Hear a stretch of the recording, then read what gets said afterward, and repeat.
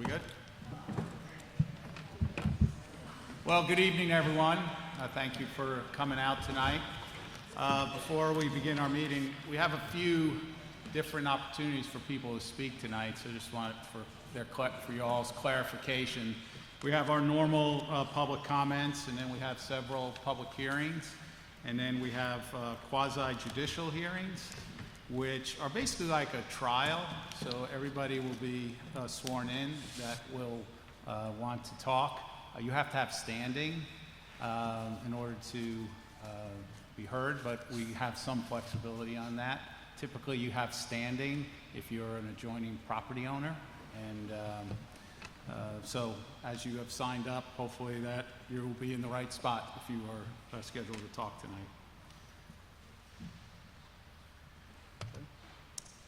We begin our meetings with a moment of silence, so please join me.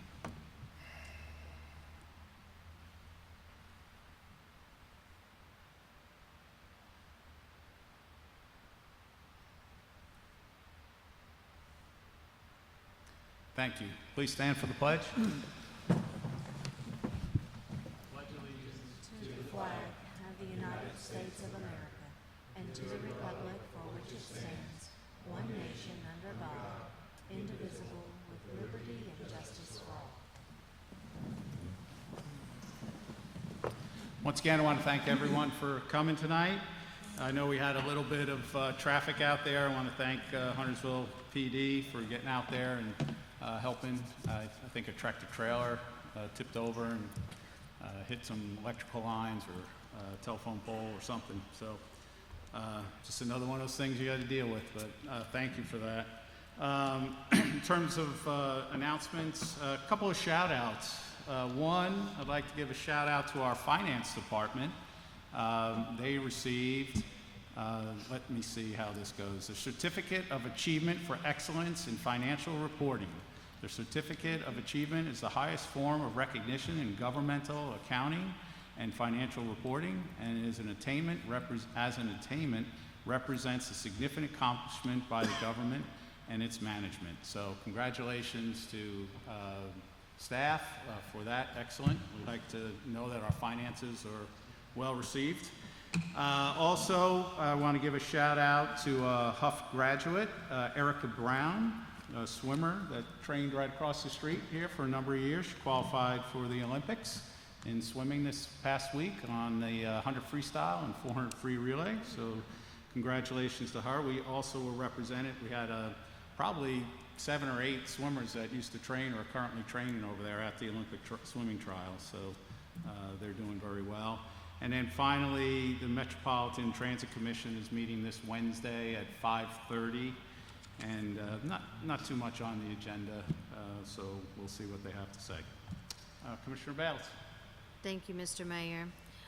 Thank you all for joining us this evening, whether you're here in person or online. Great to see citizens coming out and participating in the process. It's greatly appreciated. Mr. Mayor, other than that, I have no report. Okay. All right. Commissioner Boone. Thank you, Mr. Mayor. I'd like to welcome everybody for coming out tonight from the Lake Norman Chamber of Commerce. Happening this Thursday, June 24th, from 4 to 7 p.m. It's called the Lake Norman 0K. It's all the fun without the run. It's going to be located in Lost Worlds Brewery's parking lot at 19700 1 Norman Boulevard in Cornelius. There'll be live music. There'll be the Cousins Maine Lobster food trucks and beverages. Thursday, July 15th, the Lake Norman Chambers will present the annual awards summer celebration. These awards are for the first responders and people in the 3 towns in North Mecklenburg County. Also, there's more information on the Chamber's website, so please check online for future events. In public safety, I'd just like to say thank you to all the first responders in Huntersville. National Night Out from the Police Department is still on August 3rd. And if you have any valuables in your car, be sure you lock your car and lock the door to your house. If you see anything that doesn't look right to you, please call 911. Mr. Mayor, that's my report. Okay, thank you. Commissioner Hines? Yeah, thank you. Thank you all for coming. My update will be brief. The CRTPO meeting last Wednesday, we're still doing virtual. We released the draft project list for the 2050 Metropolitan Transportation Plan. So you can go to crtpo.org, I believe it is, and look at the list. And there's a public comment session period between June 17th and it ends on July 16th. We just got a bunch of other updates regarding the Unified Planning Work Program. A lot of those things, you can see it online if you're excited to learn about transportation. But I won't bore you tonight with all those other details. So, Mr. Mayor, that's all I have. All right, thank you. Commissioner Munger, good evening. Evening. Thank you, Mayor. Mine's been pretty short as well. I had the opportunity to attend the Juneteenth celebration this past Saturday at the Ada Jenkins Center. It was a very well organized and well attended event, and everyone seemed to have a really good time. As always, if you have the opportunity to give, please consider supporting our nonprofits such as Angels and Sparrows, Caterpillar Ministries, Bags of Hope, and Ada Jenkins. And last but not least, have a safe and happy 4th of July, since we won't see you until then. Okay. Commissioner Phillips? Yes, sir. Angels and Sparrows Soup Kitchen is providing 1,200 bag lunch a week. So if you are in a place to give, please check out their website or social media to see what immediate needs they have. That's all I have. Thank you. Somebody have a plane to catch tonight? Commissioner Walsh? Then I'll drag on for you. No, just kidding. The Huntersville Regional Chamber is hosting the regular Tuesday morning Networking Works meeting tomorrow morning starting at 7:30. They're also having a ribbon cutting and tours at Dudley's Place at their new offices at the Rosedale Health and Wellness Clinic on Thursday, March 24th. Dedication ceremony is at 6 p.m. and they are located at 103 Commerce Center Drive. And again, remind everybody the Growers Market at Veterans Park is every Saturday morning from 8 to 12. Lots of vendors out there, and they even have live music. So even if you just feel like hanging out and listening to some music and do some shopping. And with that, I'll go catch my plane. Okay. Don't forget Thursday night, Lala Caboose. That's right. At Veterans Park. Any staff questions at this time? Commissioner Munger? Mr. Yeah, Richards? sorry. Quick question out of curiosity. Do you have any updates on the ongoing Buffalo Ranch dirt quarry situation?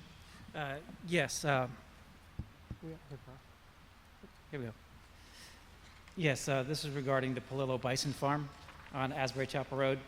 We did receive some reports of some activity that would not be compliant with the zoning ordinance and erosion control ordinance. Staff has gone out. We did write a warning certificate or citation to Mr. Palillo and have been observing the site the last 10 days. Over those 10 days, we've observed that the site is in compliance with the zoning ordinance as well as the erosion control ordinance. And we will continue to monitor the situation and make sure everything's operating correctly. Sounds great. Thank you. Thanks. Okay, thank you. Any other questions of staff at this time? Okay. Where's Jack? You here, Jack? Jack Hogg? Come on, man. Come on up here. Come up to the microphone. So, I periodically try to highlight some of the good things that are happening here in Huntersville, and very often they're being led by teenagers. So it always gives you a little comfort that the next generation is going to be better than ours. And Jack, actually I've known his brother for a while, and Jack's following his brother David. Jack's following in his footsteps. He's at Charlotte Engineering in early college. You don't look like you're in early college yet, but you are. But he's a prolific fundraiser. Last year he helped raise money for our Christmas toys that we did here at the Huntersville Rec Center. And then he also gave out 5 college scholarships for Being Kind scholarships. And that's just 2 of the things that he and his family have been doing. So I wanted to give you a little swag and a little bit of recognition. I hate this is a little bit awkward. I got to walk over there, but I'm going to do that. And just thank you for doing all the stuff you're doing for Huntersville, and good luck with the next thing you're doing.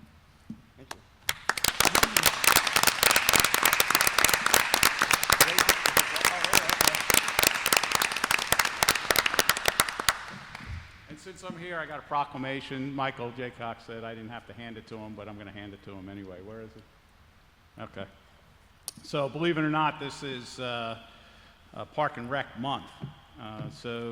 Whereas parks and recreation programs are integral to a part of the communities throughout this country, including the town of Huntersville, and whereas our parks and recreation are vitally important to establishing and maintaining the quality of life in our communities, ensuring the health of all citizens, and contributing to the economic and environmental well-being of community and region, whereas parks and recreation programs build healthy, active communities that aid in the prevention of chronic disease, provide therapeutic recreation services for those who are mentally or physically disabled, and also improve the mental and emotional health of all citizens. And whereas parks and recreation programs increase a community's economic prosperity through increased property values, expansion of the local tax base, increased tourism, the attraction and retention of businesses, and crime reduction. Whereas parks and recreation areas are fundamental to the environmental well-being of our community. Whereas Huntersville Parks and Recreations had more than 1.5 million visits in 2020. Whereas parks and natural recreation areas improve water quality, protect groundwater, prevent flooding, improve the quality of the air we breathe, provide vegetative buffers for development, and produce habitat for wildlife. And whereas our parks and natural recreation areas ensure the ecological beauty of our community and provide a place for children and adults to connect with the nature and recreate outdoors. Whereas the U.S. House of Representatives has designated July as Parks and Recreation Month, and whereas the town of Huntersville recognizes the benefits derived from parks and recreation resources, now therefore I, John Annarella, Mayor of the town of Huntersville, do hereby proclaim the month of July as Park and Recreation Month in the town of Huntersville. There you go. And whereas we can have town board meetings here, so.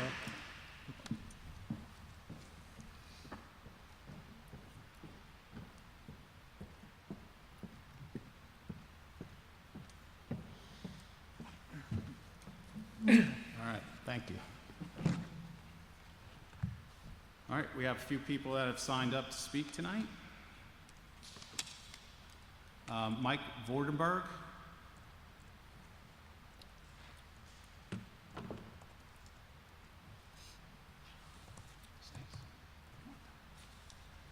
Good evening. Please state your name and address. You have 3 minutes.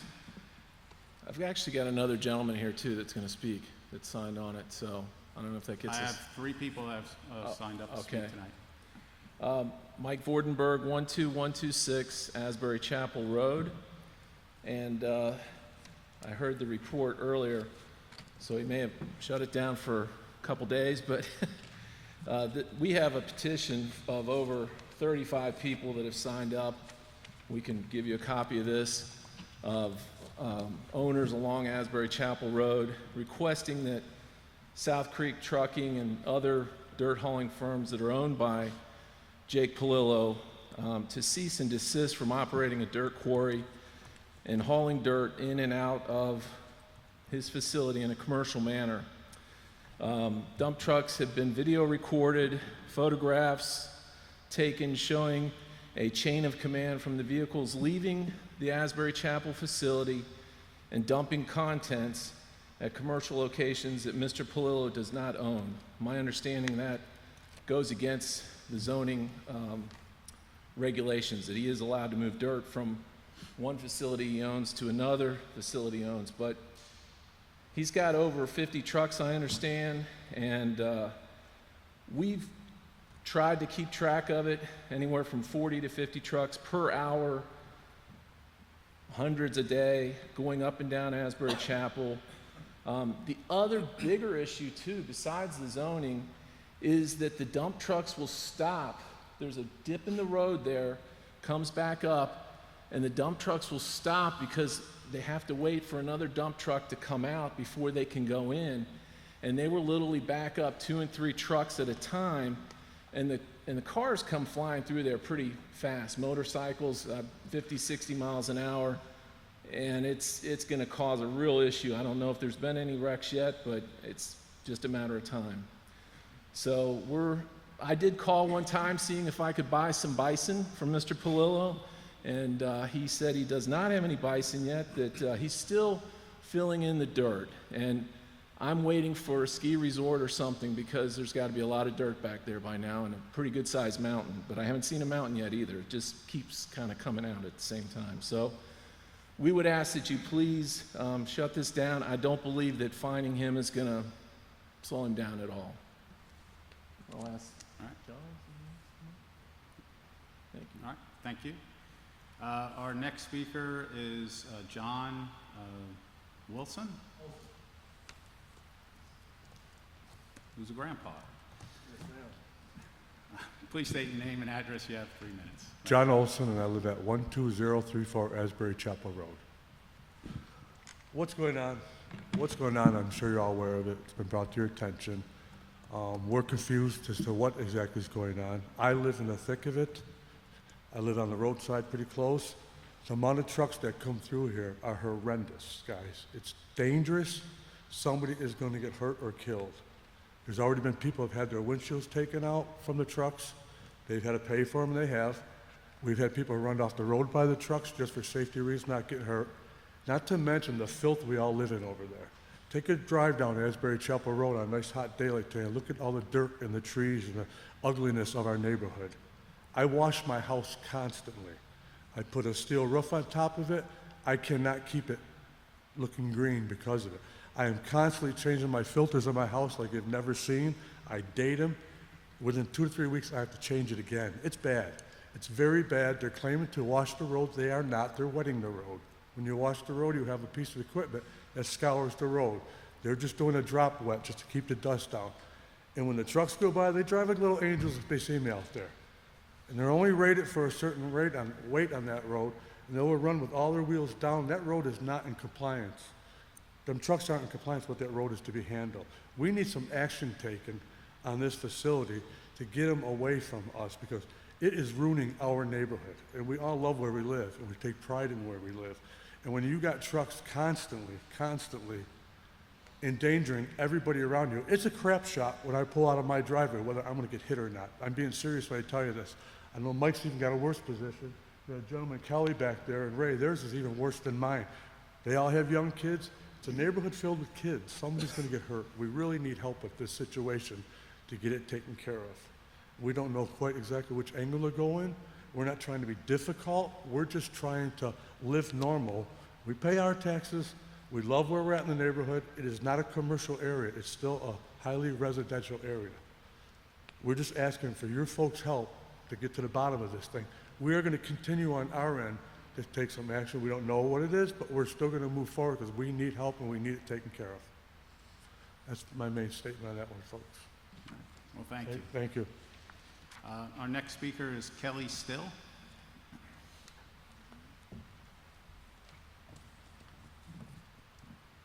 Good evening. Please state your name and address. You have 3 minutes. Good evening.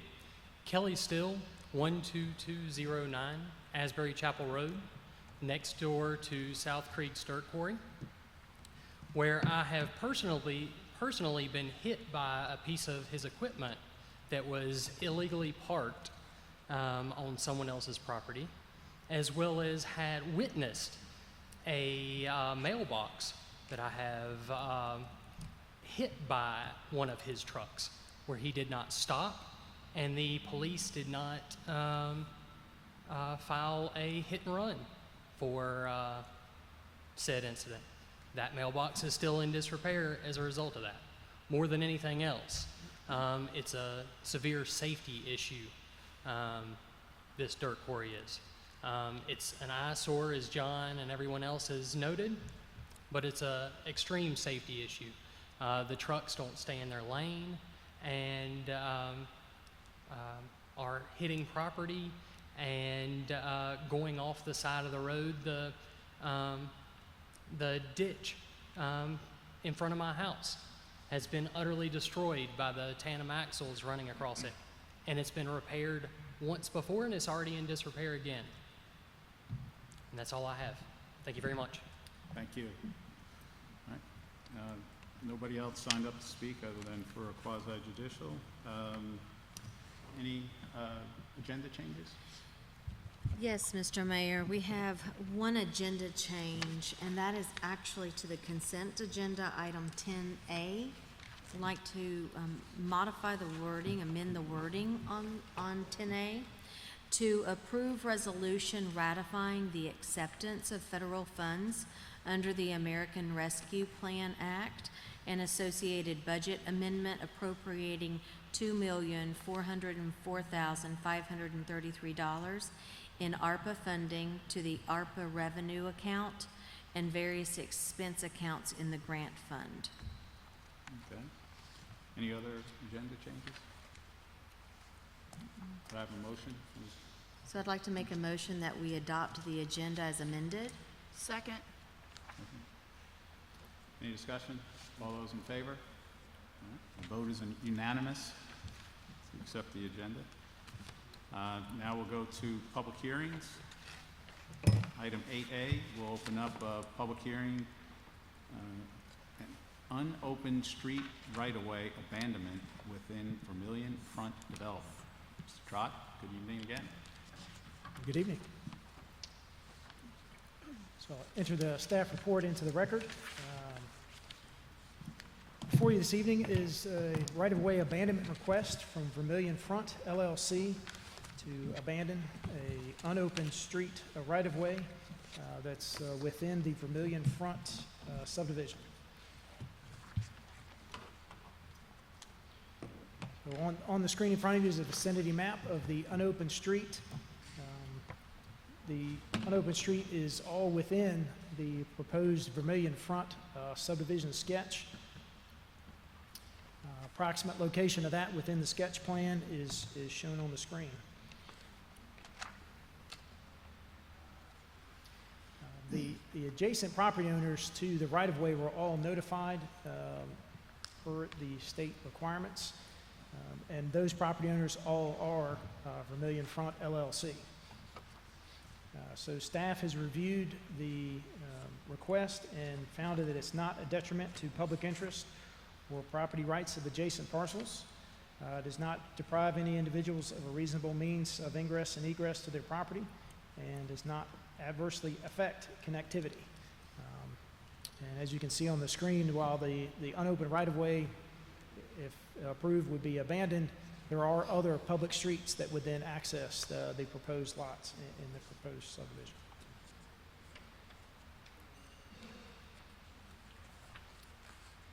Notice of intent was published in the newspaper for 4 consecutive weeks.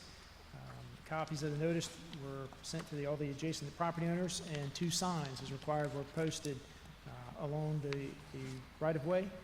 And to date, no public comments have been received by staff. I'd be happy to answer any questions you have. Any questions? Okay, we'll close that public hearing.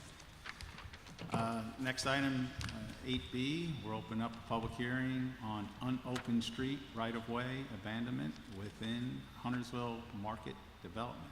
Mr. Pete, seems to be a theme tonight. Yes, thank you, Mayor. I'd like to enter the staff report into the record. Very similar to the previous situation. If we can go to the next. You see here the property on Eastfield Road where the town recently approved a modification to a conditional district plan for some age-restricted senior housing apartments. The right-of-way in question that was platted and dedicated is 100% owned by the applicant, and they are asking to abandon that road because it doesn't fit into the plans that they have had approved. So you can see those here. As mentioned, the property is not a detriment to public interest or property rights of adjacent parcels. It does not deprive any individual or reasonable means of ingress or egress, and does not adversely affect connectivity. All of the required advertising per our policies was completed. We've received no comments from anyone on this issue. Any questions? Any questions? Okay, we'll close that public hearing. And we'll go to item 8C, which is to open up a public hearing on 2 unopened street right-of-way abandonments within Town Center Development. Yes, enter the staff report into the record on this one. So the Town Center mixed-use subdivision also was recently approved, and pursuant to that is a request to abandon 2 unopened public right-of-ways that you see in red. There's one that is an extension of a Holbrook Street, and another one has no name, but it is just north of Greenway Street. Again, all of the conditions that were outlined, the owners, there are more than just the applicant who have owned, but in your package you'll find that all those abutting have signed onto this application. So in there, it does not pose a detriment to public interest or property rights of adjacent parcel owners. It's not depriving any individual of reasonable ingress or egress, and does not affect our connectivity issues. All advertising was done, and also no public comment was received. Any questions on this one? Any questions? Yes, Commissioner Munger. Yeah. On a Holbrook Street, from what I can tell, we're actually going to build this, but we're going to build it at a slightly lower position, if you will. I mean, is that just part of the process of abandoning this, even though we're actually going to build it, but we're not going to build it exactly where this is? The right-of-way that they will be constructing and dedicating back to the town will be modified, as you made reference to. So this is cleanest and simplest, just to kind of start over again, if you will. If we could have left it, or if the applicants could have left it, I think they would have, but it's just the easiest way to go. All right, thank you. Commissioner Boone? Thank you, Mr. Mayor. Mr. Pete, in the letter from North State and Development addressed to you, there's a check for $2,175 that was payable to the town of Huntersville for administration costs. Can you explain that?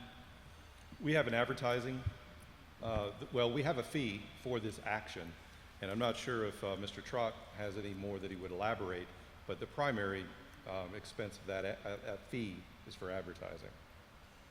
And you bill North State Development for that advertising. Is that correct? You billed North State for the advertising? We use the fee for that. Okay, thank you. Any other questions? Commissioner Bales? Just a quick question, since this one has additional property owners involved here.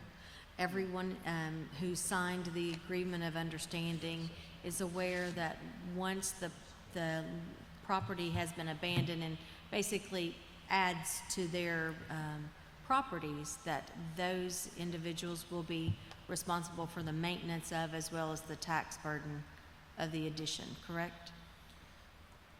I cannot speak to what the applicants do or do not understand on the submittal. By signing the application, they also receive notification of tonight's hearing. And we've received no calls about what this process entails. Well, in reading through the paperwork here, I mean, it says the owners will then be responsible for maintenance and any additional property taxes that may result from the increase in the size of their original parcel, and they have signed it. I'm just making sure that that was kind of gone over with them. And Or do we know that? we do not know that. By signing the application, the petition that is, they have agreed that they understand. And just to clarify, as far as the statutory prescription for the distribution of the property, it would be going to the abutting and adjacent property owners. You are correct. Okay, thank you. Okay. Any other questions? All right, we'll close that public hearing. Don't go away. Go to other business. Consider a decision, 9A, consider a decision on abandonment of 2 unopened street right-of-ways within the town center development. I have nothing further to add. What you see on the screen is an order to abandon.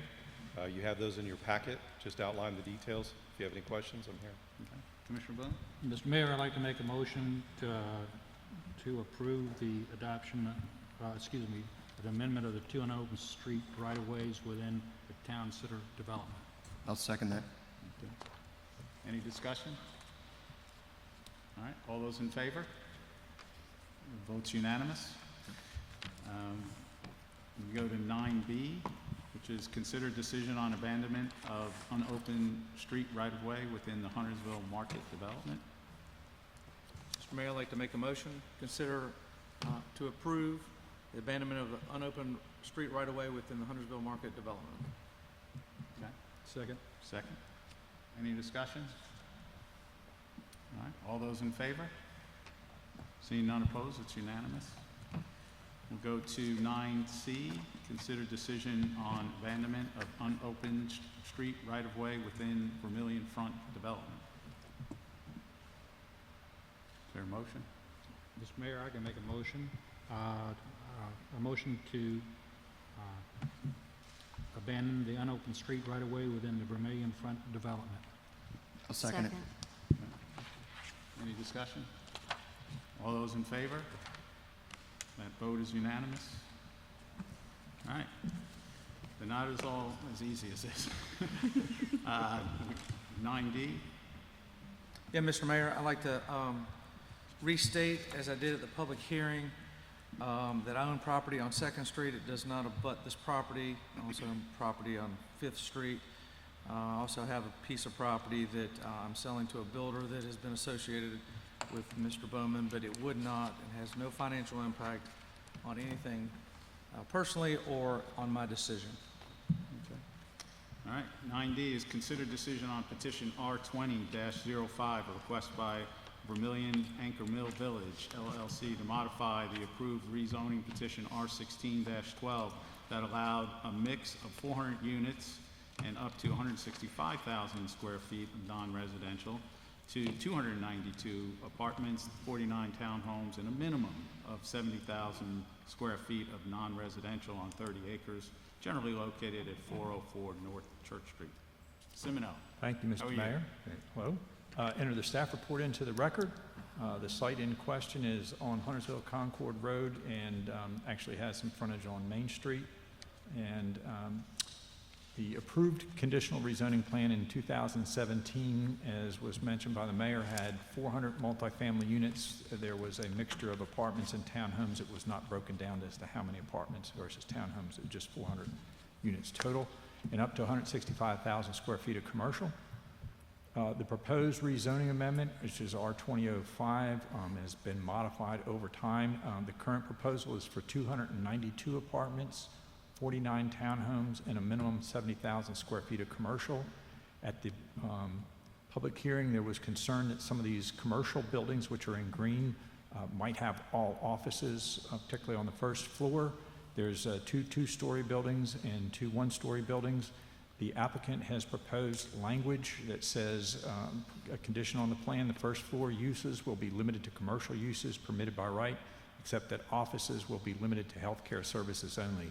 So general offices would not be allowed on the first floor, but if there is a medical office, that would be allowed on the first floor. Everything else is commercial uses. So that was a change from the public hearing and based on input from the public hearing. The staff could support the conditional rezoning as long as the TIA, the town and NCDOT requirements are provided. All outstanding transportation comments are addressed, red line comments are addressed, and then the town board approved the next case, which would be a special use permit revocation for buildings over 50,000 square feet. The planning staff recommendation at the end of your staff report has a consistency statement, and at the planning board meeting, the planning board did unanimously recommend approval of amending the plan, and it is now in the hands of the town board to decide whether or not to approve or deny the amendment. This is the site plan, and I'll be happy to answer any questions. Okay. Commissioner Bales? Thank you, Mr. Mayor. Mr. Semino, I have a couple of questions for you. The first one revolves around transit-oriented density. And can you talk to us a little bit about this modified amended plan and what that transit-oriented density looks like today? Right, so the density with this modified plan is an overall density of about 11 units per acre. Mm-hmm. If you are providing density for a transit, there's a minimum of 15 units an acre with a maximum of 40 units an acre. Does that answer your question?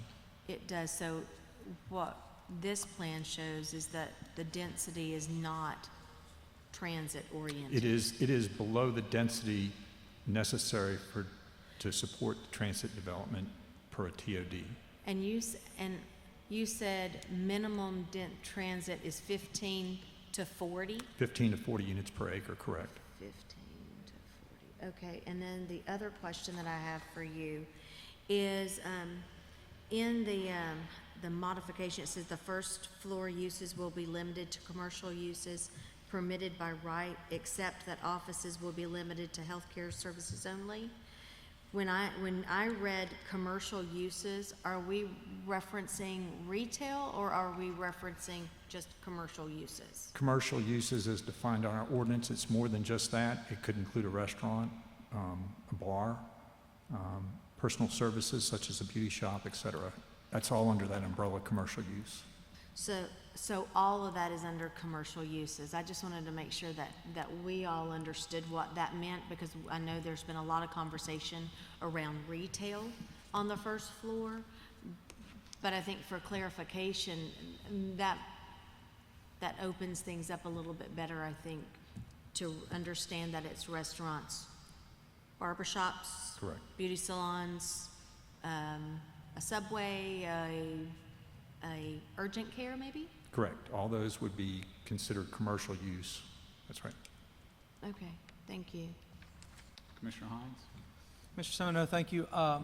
Regarding the commercial space, it was up to 200,000 square feet, up to 165,000. Now it's a minimum of 70,000. Do you have a comparison of something in Huntersville that would be comparable to 70,000 square feet? I've got two examples. One is in Huntersville and one is just outside our jurisdiction. So the one on the left is called Pecan Ridge. It's Mount Holly, Huntersville, and Harris Boulevard, and that's in the Charlotte jurisdiction. We're on the other side of Mount Holly, Huntersville Road. That's actually 56,000 square feet. Market Square, I've highlighted in red. The buildings of Market Square, that actually adds up to 77,500 square feet, so slightly more. There is one large building at the corner of Gilead and Reese, and that's about 7,000. So if you took out one of those buildings, that would kind of give you an idea of what 70,000 represents. Okay, so it's substantial. Okay, thank you. Any other comments? Oh, Okay. really? Oh, sorry. It's okay. Commissioner Munger. Jack, under the old plan, it notes that 0.87 acres going to the Mooresville to Charlotte Greenway Trail. I don't see the number on this plan. Is there, can you tell me what if that's still happening? So it's the Mooresville to Charlotte Trail is still a part of this. Unless you see my pointer, the Mooresville to Charlotte Trail is in this area here along the red line. So that is still a part of it. It just doesn't have the acreage in there, but it is still a part of it. There's also a greenway, the Clark Creek Greenway, which is like right in this area here, is also a part of this project. So there's actually two pedestrian ways through here. Okay. It's also my understanding that under this new plan, the burden to provide a safe route for pedestrians to cross Huntersville Concord Road to access any commercial venues or the greenway system will be put upon NCDOT and the town of Huntersville. Is that correct? So what we're talking about is that there's right now at this plan at the intersection of Cinnabar and Huntersville Concord Road, there's not going to be a traffic signal at this point in time. So the issue was, well, if you put these commercial uses over there, you want people to be able to walk to them from Vermillion. So we have asked the developer to work with NCDOT to determine the best path, best way to get the citizens across this intersection here. Mm-hmm. Right now, they're looking at pedestrian heads, and it would be the developer who is offering to pay for that. So it's a function of NCDOT has to approve it because it's their road, but the developer through this plan is offering to cover that cost to do that. Okay. And also see a note that engineering staff would not be opposed to applicant offering funding towards a future improvement project in the intersection of NC 115 and Huntersville Concord Road. Has the applicant offered any of that fund? Yeah, so the applicant has agreed to do all the improvements as recommended by our town engineering department. So it's either the improvement or pay the cost. Mm-hmm. And NCDOT has concurred with our town engineering that those are the improvements they want to see as well. So the developer has agreed to both what NCDOT and the town engineer wants to have done to comply with the town's traffic impact analysis. Okay. Sorry, I have a bunch of questions, only like 3 more. According to policy DT62, it mentions upgrades to Church Street, Walter Street. Are they being upgraded as a result of this development, and by whom?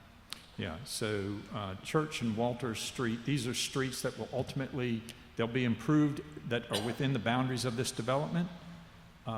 So that's Walters and that's Church Street. Those would be improved by the developer that's within their boundaries. Outside of the boundaries, it would be up to the town. Okay.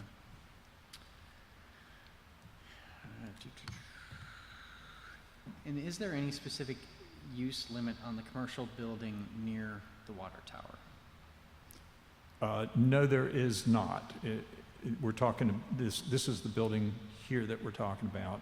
And to answer that question, no, that would be a commercial use except for offices. That would be the limitation. Okay. And so with that limitation that the applicant has agreed to, in theory, all of the green buildings on this could be medical offices or medical related. That would be an acceptable outcome. That would be per the conditions on this plan. That's correct. Okay. And now I'm done. Okay. Commissioner Boone? You have a question? Thank you, Mr. Mayor. That was exactly what my question was. Everything that we see on green, first and second story, could be medical offices. That is correct. Thank you. Ready to make a motion? Can I make a comment? Oh, first? yeah, sorry. Well, I just wanted to kind of think through this a little bit. It's unusual, planning board had a unanimous decision, so to speak, and planning staff. And as I look through the plans over the last 20 years, this is the type of plan when the town owned it, and just as recently that was something that we've been striving for. And then within the current plan, we've got greenways, a 3-acre park, potential commercial/retail, restaurants. But also, I think it's interesting that the tree canopy is going to be about 20% when the ordinance doesn't even require any. Specimen trees, 45% are being protected versus the ordinance 30%. And, in working with Mr. Bowman over the last 4 or 5 years on this project, or listening to him and talking to some of the supermarkets and various things, I think he's given us a best efforts on that initial plan. And I think this is a good plan. This is what this area has been calling for the last 20-something years. So I think it's much improved over what we saw about 6 or 8 months ago. And, we'll look forward to seeing what happens tonight. So, Commissioner Wall? Mr. Mayor, Oh, I actually had a couple more questions. okay. Man. Thank you. So, kind of going back to Commissioner Munger's question around medical, is medical offices in these buildings. Is there the possibility of only limiting that to a certain percentage medical? So as a conditional rezoning, it's up to the applicant to agree to the condition. So you know the condition that the applicant was willing to put in that note. Mm-hmm. So the applicant is here, so we can ask him that question. I think that'd be a great idea.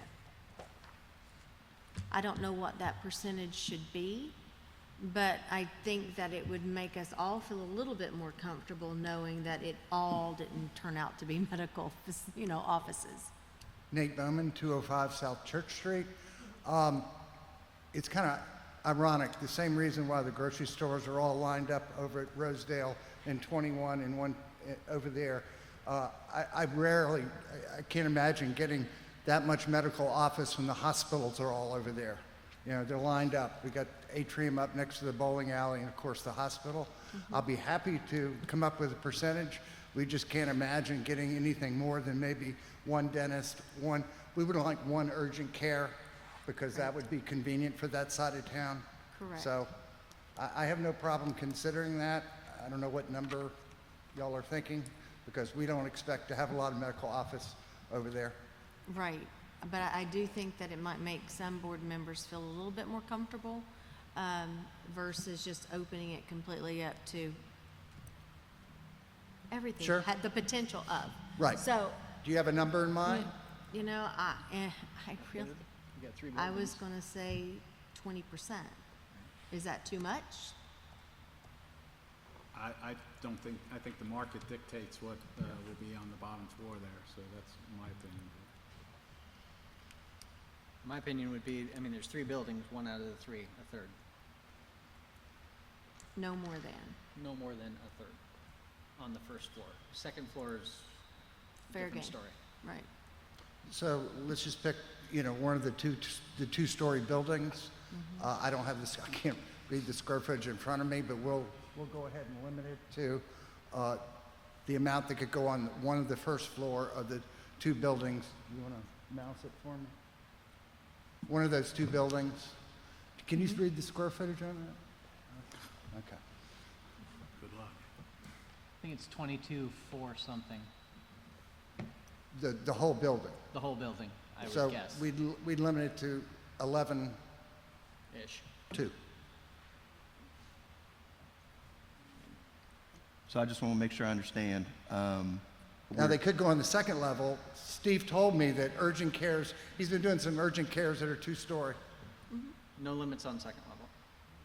So I just want to make sure I understand. So are you talking about limiting medical to only 1 building, or some percentages, or some number of square feet? Because I could see you could have a dentist there in 1 building and maybe in another building, urgent cares, or, something else that just didn't work out. So if one of those buildings were built out, let's say had a dentist and a dry cleaner, and then somebody else came in later, I think I'd feel more comfortable with a percentage or something like that. Or as opposed to one the square building. footage itself, Or 11,200. the square Right. footage, 11,000. That's fine with me We're as comfortable well. with I just that. want to Okay. make sure that, You're comfortable with 11,200 square feet on the front or less of medical, correct? Right. Okay. Okay. All right. You had another that, comment? actually, I do. Mr. Bowman, could you tell me what your plans are for the water tower? We have a bids in to have it painted and refurbished, because that's going to be an urban park there. Our goal is to have a restaurant/brewery, so we have outdoor space there. I mean, that's what we're shooting for. So it is salvageable. It's not going to be sandblasted because it has lead paint all over it. They recommended painting over it. So Okay. we still have our file from 5 years ago, when a kid in loafers climbed up the ladder and went all the way up there and had no problem with the height. So. Okay. We'll Thank get him to paint it then. Commissioner Munger? Yeah, just one quick question for the applicant. Will any of the housing be considered low-income housing? No, not this morning. That's it. Any other questions, comments? Commissioner Walsh?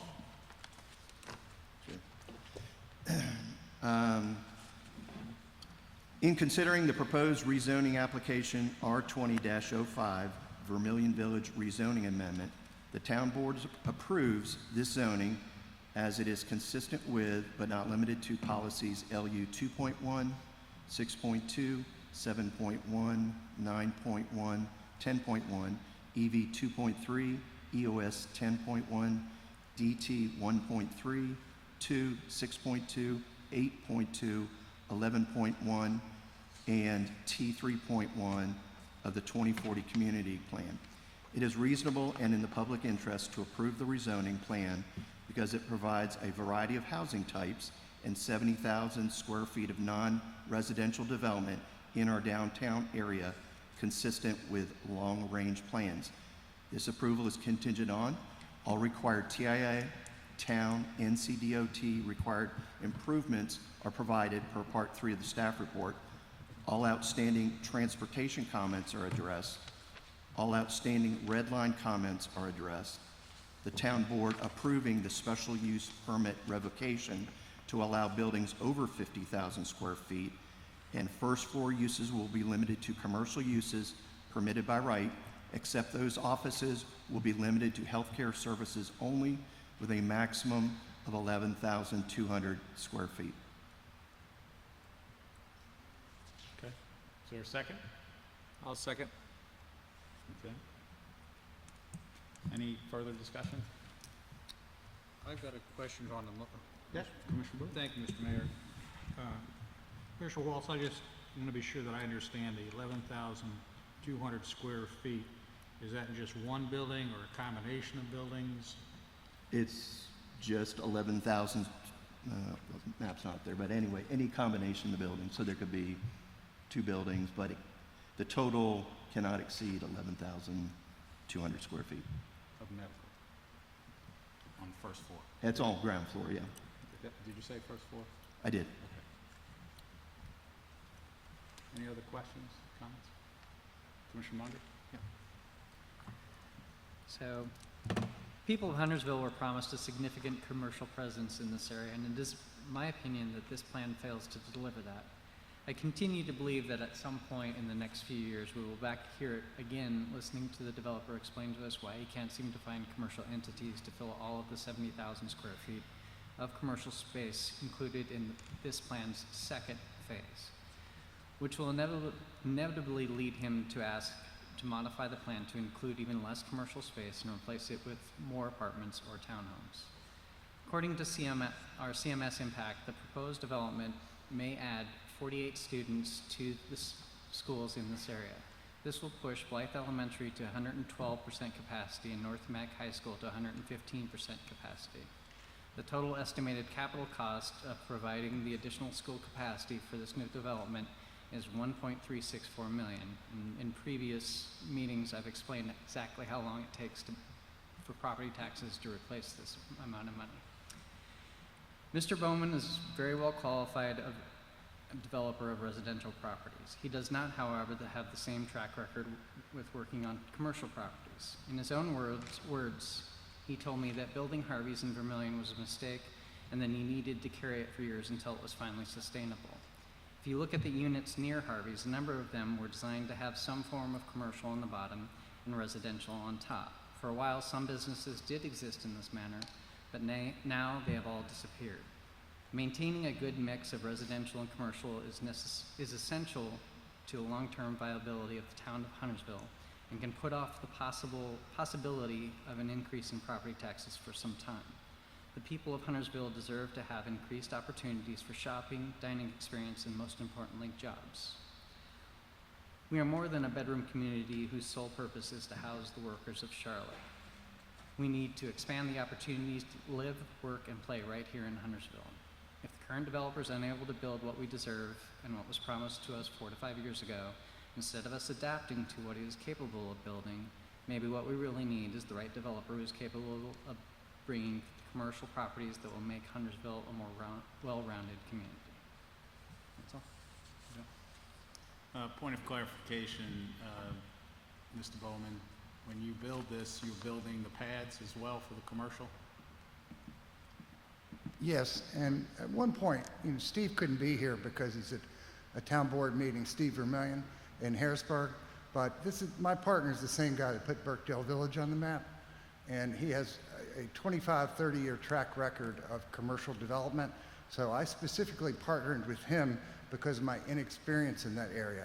And he will continue to be involved in this project with all 70,000 square feet. He's my partner, he's in it, and he understands what our goal is to pull this off.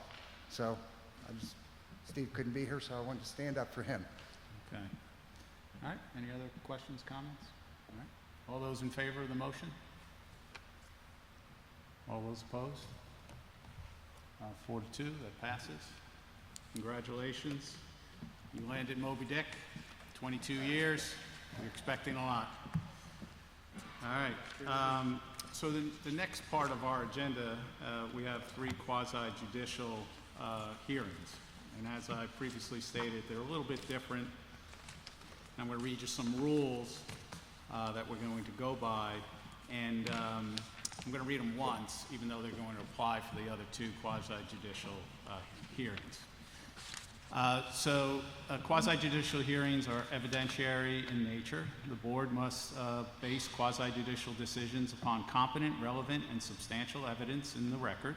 Competent evidence is evidence that is sufficiently trustworthy and reliable, and that is legally fit and acceptable for consideration by the board.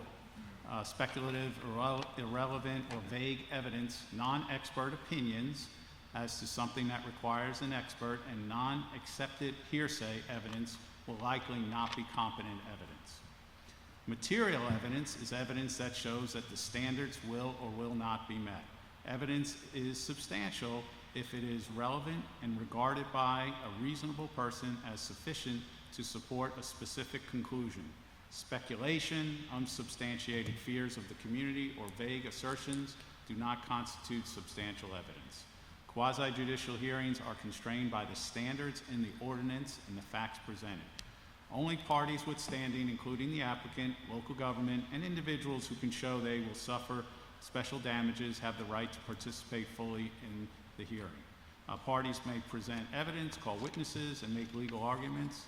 Other individuals may speak as a witness. However, they will not be allowed to participate fully as a party, such as questioning other witnesses or by calling other persons to testify. Witnesses must swear or affirm their testimony. General witness testimony is limited to facts, not personal preferences or opinions. Certain topics require expert witnesses, including projections about impacts on property values and traffic impacts or intersection impacts.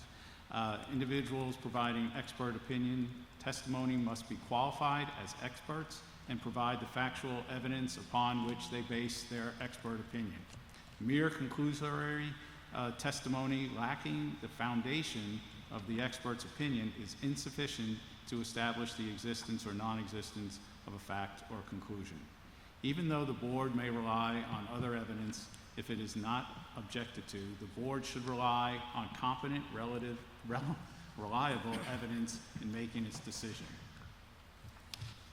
At this time, I will recognize the parties for our opening of conduct a quasi-judicial hearing on the removal of the special use permit 17-01 Vermillion Village. Mr. Semino, and I assume Mr. Bowman.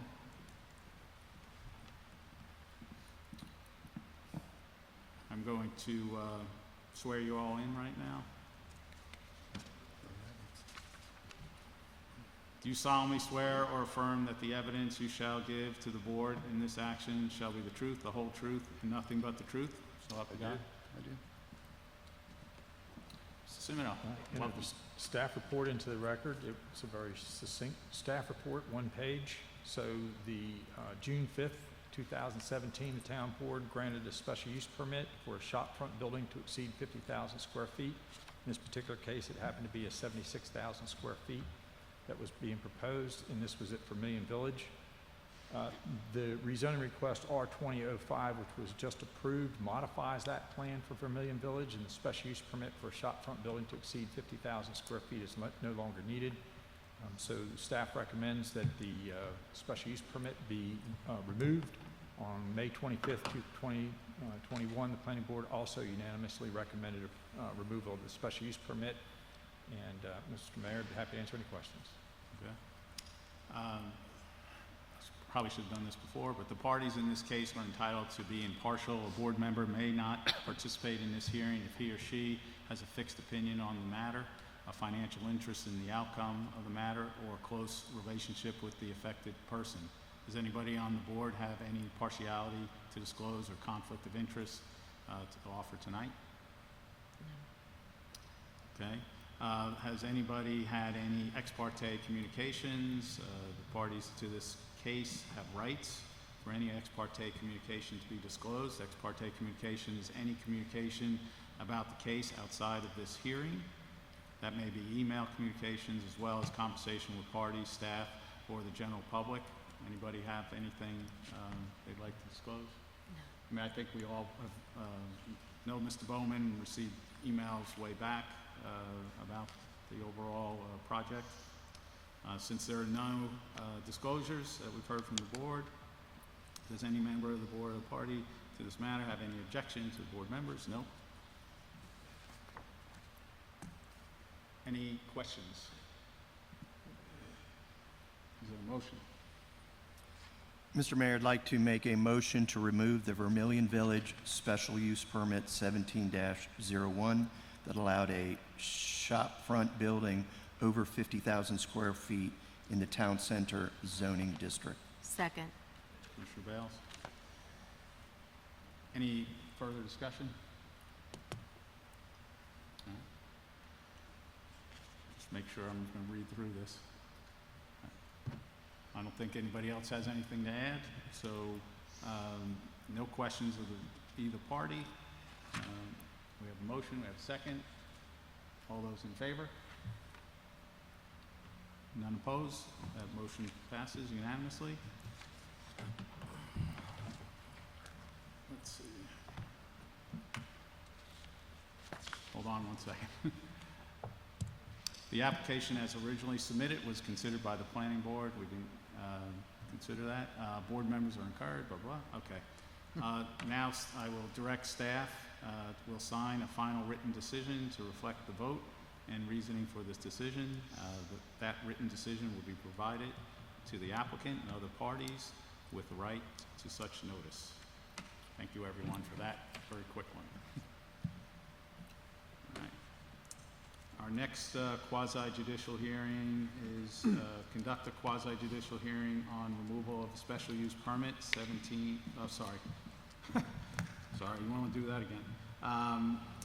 Hearing on petition SUP 21-01, an application by Grassroots Land LLC to modify the approved banquet facility special use permit for the property located at 14418 North Carolina Highway 73 to add an open-air pavilion to the facility, increase the size of the principal building, and modify other aspects of the site plan.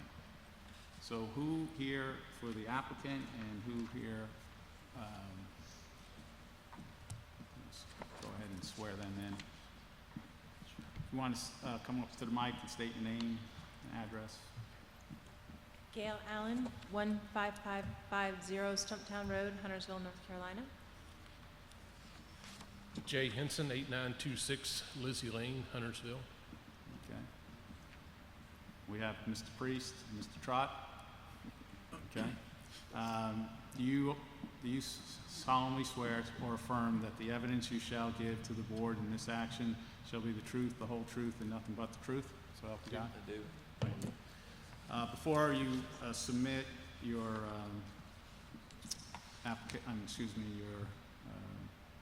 the plan, staff report, any ex parte communications, any conflicts? As we found out last time, Miss Allen, I coached her son 7 or 8 years ago, and I do wave to her every time she's picking up her garbage on Stumptown Road, whether she knows that's me or not. But no other further information. So, Mr. Priest. Good evening, thank you. So at this time, we'll enter the staff report into the record. And as described, we're talking about a special use permit application for a property on NC 73. Here you see the zoning is in rural, just west of Brown Mill Road and Beatties Ford Road. Aerial photography of the site, wooded, rural, rustic looking facility there. Again, the zoning ordinance allows with the issuance of a special use permit, banquet facilities to be a use as permitted, with conditions listed in Article 9.59. So staff has outlined and put into effect findings of fact that list all the findings based on those requirements of Article 9.59. The permit here before us is actually an amendment, a change to an approved special use permit that was approved last year in September of 2020. So here before you see the site plan that was approved. The change to be considered is an additional event facility, open air facility in the rear of the property. So that's the main change of the application there. There were some other changes when the submittal came in, but in the latest submittal by the applicant, the changes are removed. So really, the consequential change is the additional 2,400 square foot open air facility in the rear there. And here's the elevations that were approved and attached to the SUP that were proposed. Again, rural to match the barn venue. That will be the main event facility. So site plan comments, staff has reviewed it and recommends approval. 2 clarification points are recommended though. One, the applicant raised at the planning board meeting a desire to have more than 1 event per day as long as the maximum amount of guests is not exceeded of 175. So staff went through with engineering staff and Mecklenburg County staff and found that that would not change the determination on their septic permit or the TIA determination. So they're good to go there. Comment on the approval and the reconciliation of the septic permit, which is required on the ordinance. It is approved for a 200-person facility, so that's a check mark on the requirements. However, the facility that they're using, the septic system, cannot be used every day. So staff requested a note be added to the plan just to make sure that they don't go over what Mecklenburg County allows and the septic system can permit. So the planning board met and reviewed the application last month and reviewed it and recommended approval by a 6-2 vote. And again, staff recommends approval with the added note in regard to the septic system. And that'll conclude my presentation. I'll be happy to answer any questions that you may have. Any questions of the applicant or Mr. Priest? Commissioner Walsh? Yeah, you mentioned, what's the total number of guests that they're allowed to have? Is it 175? 175 with 25 employees, workers, caterers of the facility. Okay. And then again, for clarification, there was concern about multiple events, so I'm just going to make up a number. They have one event in the morning with 50, one event in the afternoon with 50. Obviously, that doesn't exceed 175. Yes, Commissioner Munger, I can even do that math. So you are recommending only one event a day, or you're comfortable with multiple events a day? No, staff is comfortable with the flexibility. Okay. That's correct. Flexibility is fine as long as it doesn't go over that max. But you want a note that says the updated septic permit, they can't exceed whatever that permit allows. 175 guests and 25 workers, as the note on the plan says, but at no time over what Mecklenburg County Environmental Health or the amount of the septic system is designed for. Okay. So there's a lot of what the septic system can accommodate, how many people, and there's a length of time that gets into it. Mecklenburg County will inspect the septic system, but we're leaving that ball in their court. We don't want to get involved in the nitty-gritty there. So as long as we have a note basically saying that they're going to adhere to what Mecklenburg County requires, then that's fine with staff. Okay. Second question has to do with parking. I can't tell how many spaces are there, but 175 people and 25 support staff. Is there enough parking there? Well, yes, I think so. Just from understanding what we've seen in the past and what we've seen and looked through at the internet, it comes about as far as paved spaces. It's 1 space for every 2 guests. So that was the point where staff considered an acceptable level. There was, when the application was submitted earlier on, they reduced some of the spaces, and we asked the question, well, the same question, are we going to have enough parking spaces there? They put those spaces back to meet that informal threshold of 1 per 2 guests, and so with that, staff was satisfied that it met that. And it meets the zoning ordinance requirement as well. So with that, we recommended approval. And just to be clear, when you say 1 space for every 2 guests, the support staff or the 25, that is included in that, or that's additional parking they need? For the guests. And this is a maximum. And we're understanding as well that they're not going to have that many as all the time, every single event. And if they do, on occasion, go over, there are additional parking spaces that are grassed to the east. So if they go over the amount that have gravel, there is overflow parking available. So it's not like they don't have overflow room to park. It's just to the point where if you park all the time on the grass, then the ordinance becomes an issue because that parking area should be paved and should meet stormwater requirements, landscaping requirements, et cetera. So understanding that they have a fundamental foundation amount with overflow parking, we felt that the 1 per 2 per guest was enough for that purpose.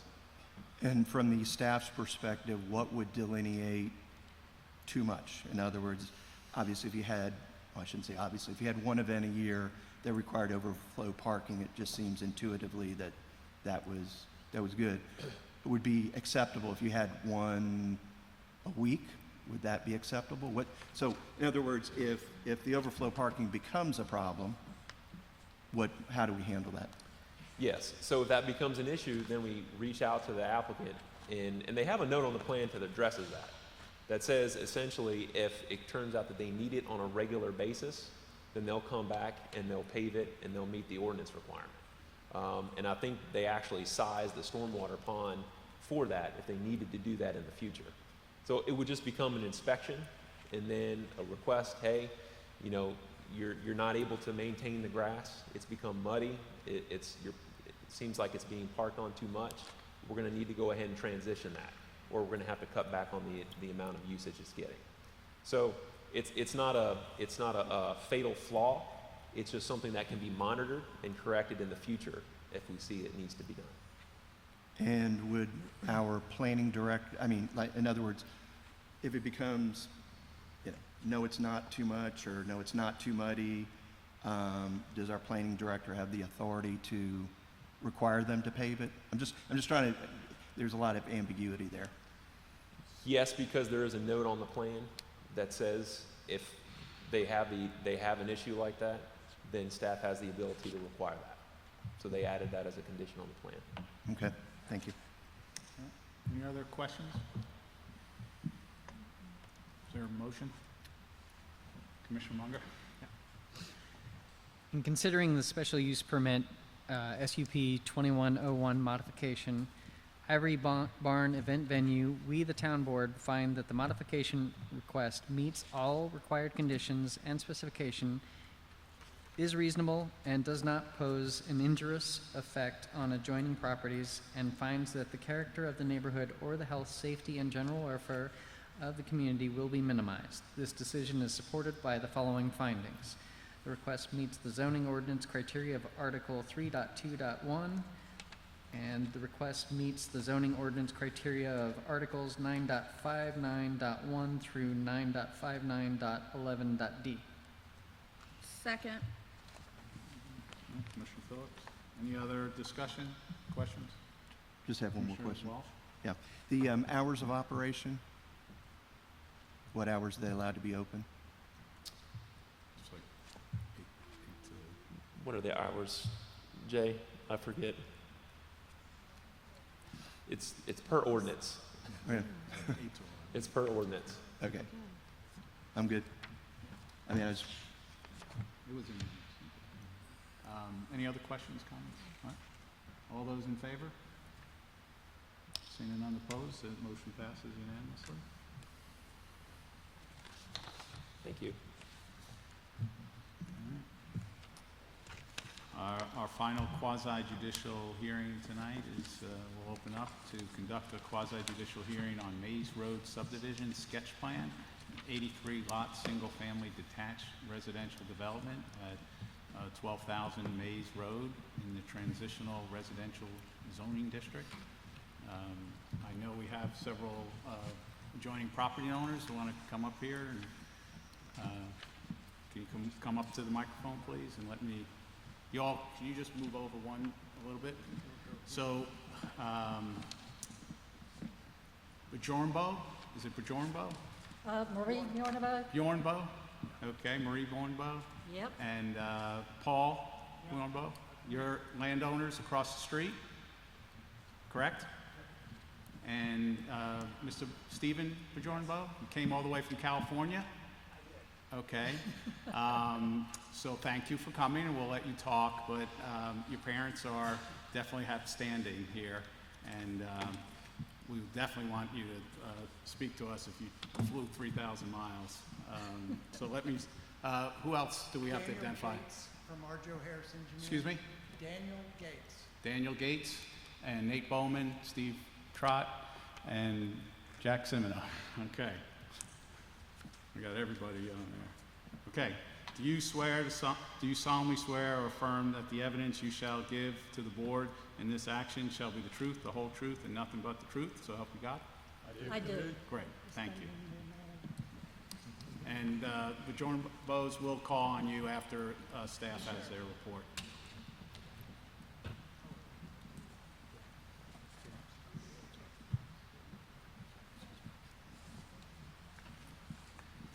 Thank Hello you, again. Mayor.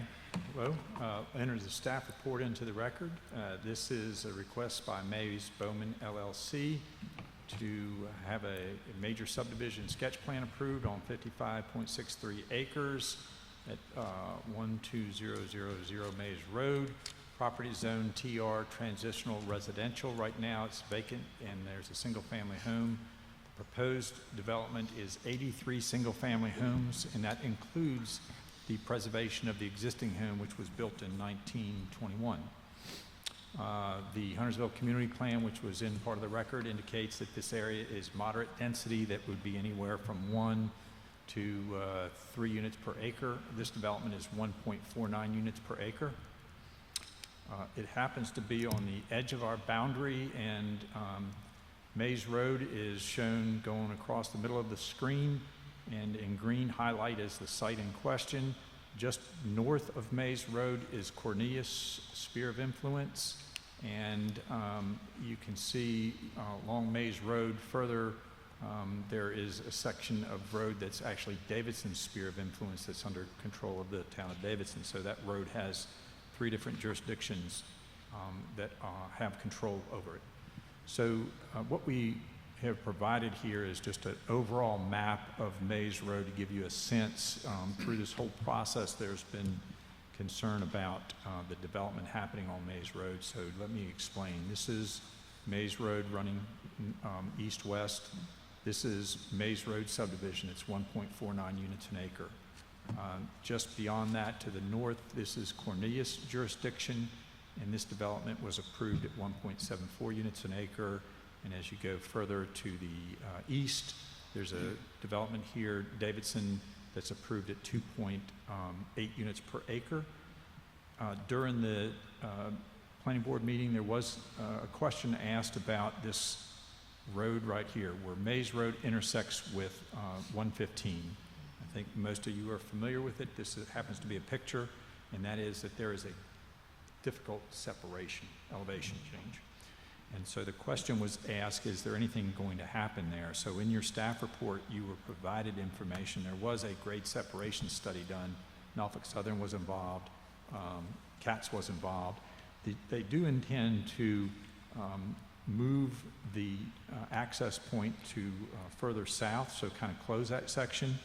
So you see in red, that kind of represents where it could possibly go. What you see here in this shaded area is Caldwell Crossing. So that is a proposed subdivision that will be coming to, rezoning that will be coming to you in August. So August the 2nd, it's on your agenda tonight to call for a public hearing August the 2nd. That would establish a road system that will allow the Mays Road to connect here. Now that ultimately is a decision made by NCDOT and Norfolk Southern, so that is completely up to them. But that is, as this project is being looked at, Norfolk Southern and DOT are at the table talking about that. I also showed a road system that kind of shows a connection to the north, so it probably will weave up here, so there might be multiple connections to Mays Road, and you can see where this development also proposes to make a connection to the west. So I just want to give you an overall as to what's happening out there. This happens to be the site plan in question. Again, they're all single-family dwellings, and the 3 different lot sizes that the town requires. All the open space requirements are being met. They will have to have landscape buffers along Mays Road, and they also will have to have buffer along all the property lines that's zoned residential And this area right here happens to have some larger lot, single-family homes, which also require the buffer. And with that, I am here to answer any questions that the town board might have. Any questions of staff? Okay, of the applicant? Okay. Bjorn Bose, you're welcome to come up here.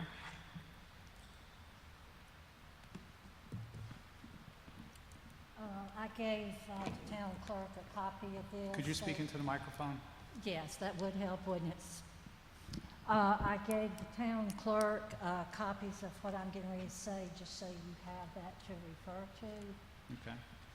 I want to thank the town board for this opportunity. My name is Marie Bjornabo, and I live at 12,001 Mays Road with my husband, Paul Bjornabo Jr., and directly across the road from the proposed development.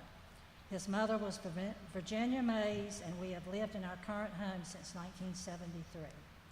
My husband grew up in the house across the road that's part of the Bowman Mays Road project. I'm not against development.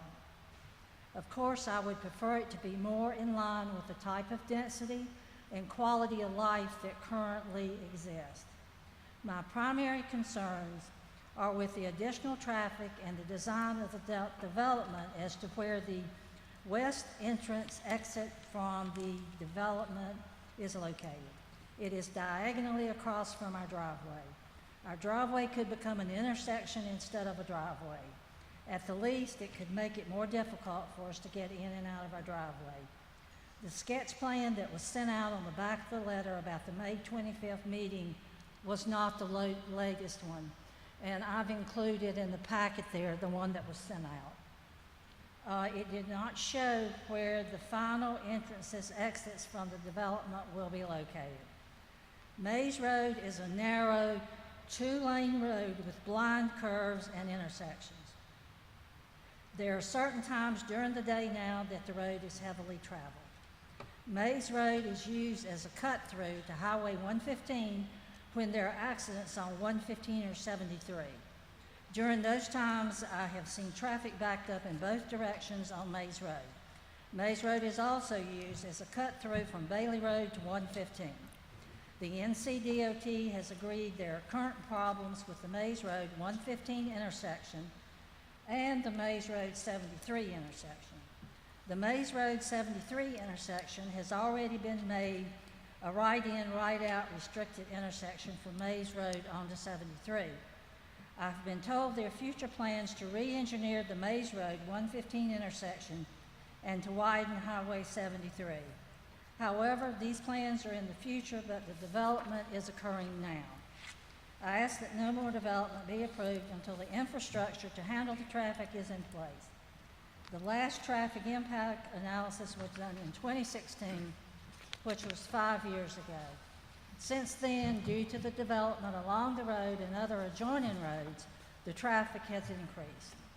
I have been communicating my concerns with Jack Semino, the NCDOT, and the entire planning board almost daily, they'll attest to that, since the first neighborhood meeting 3 months ago. I want to thank Mr. Semino, Mr. Snide, and the NCDOT for responding. I have also sent all of these communications to each member of the town board. You should have received them this morning.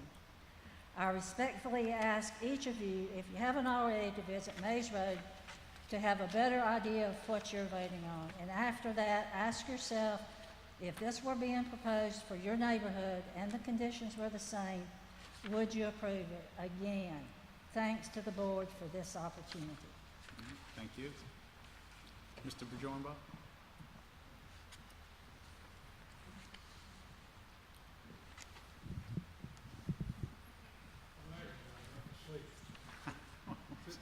Sorry. This is a short meeting, too. My name's Paul Bjornabo, and I currently live at 12,001 Mays Road with my spouse Marie. We have lived there since 1973. I have lived on Mays Road almost all my life. I lived at 12,000 Mays Road from 1944 to 1962. I'm not against all development. I would just prefer be more in line with existing density and have minimal impact on adjacent landowners. I have several concerns. First is a requirement by a prior plan for right-in, right-out access to development with a concrete median in the center of Mays Road. When one really thinks about the effects of this, it doesn't make sense.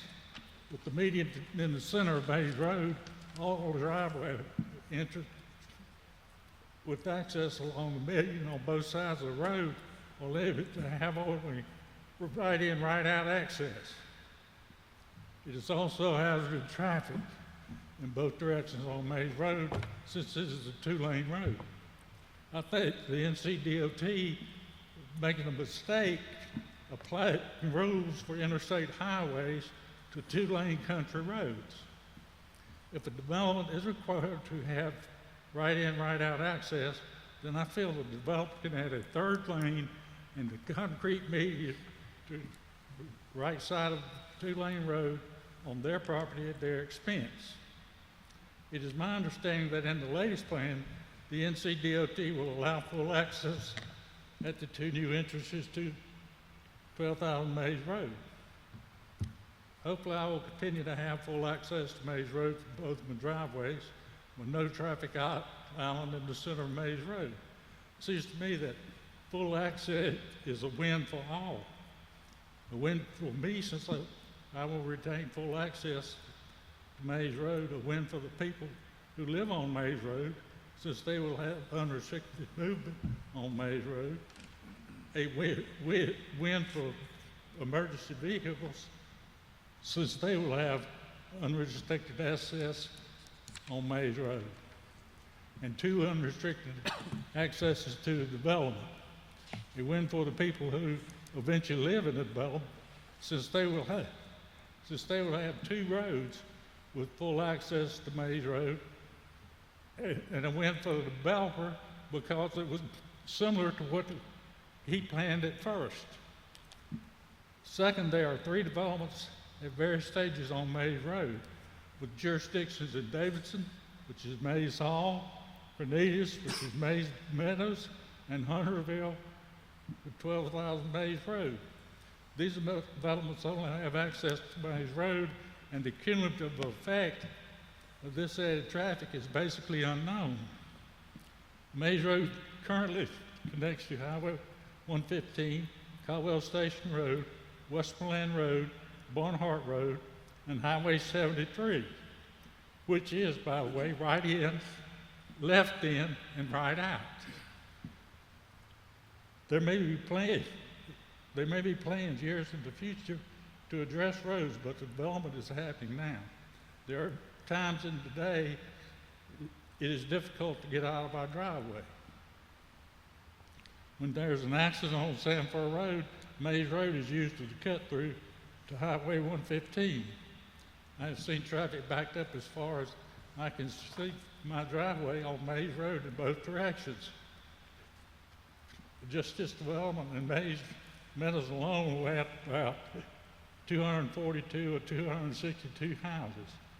I feel that Huntersville, Cornelius, and Davidson need to fund a new traffic study to be done when the schools are fully open to get an accurate assessment of the transportation needs for present and future. Third is the issue of quality of life. Quality of life and density are inversely proportional. The lower the density, the higher the quality of life. The higher the density, the lower the quality of life. Lower density is more aesthetically pleasing. There's more open space and less impact on public resources. Fourth, there are currently 3 Duke Power utility poles on the property at 12,000 Mays Road. The electric lines have been on the south of Mays Road all my life and should remain that way. I don't want any new poles or guy wires added to my property on the north side of Mays Road. Fifth, what is being considered for the name of the development and the names of roads within the development? I would hope that the names would reflect my and Jim Bjornabo's ancestors who have lived at 12,000 Mays Road in the recent past. The development of any suggestions on Mays Glen, Mays Forest, Mays Woods, and Mays Acres. Thank you, and that's all I have. Any questions? Nope.